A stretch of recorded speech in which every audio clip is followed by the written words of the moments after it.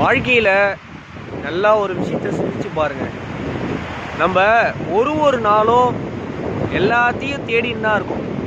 பணத்தை தேடுறோம், ஆண் பெண்ணை தேடுறாங்க, பெண் ஆணை தேடுறாங்க, பிள்ளைகள் பெற்றவங்களை தேடுறாங்க, பெற்றவங்க பிள்ளைகளை தேடுறாங்க.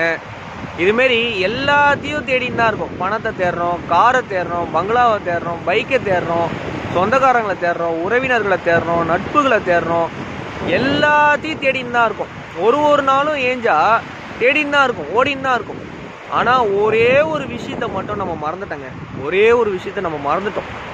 என்னன்னா, இவ்வளவும் நீங்கள் தேடுறதுக்கு காரணமாக இருந்த உங்கள் உயிர், உங்களோட இறைவன், உங்களோட இயற்கை, உங்களுக்குள்ளே இருக்கிற அந்த சூட்சமான உரிமை நாயகன், அவரை நீங்கள் மறந்துட்டீங்க. அந்த இறை பொருளை நீங்கள் மறந்துட்டீங்க. அந்த பரம்பொருளை நீங்கள் மறந்துட்டீங்க.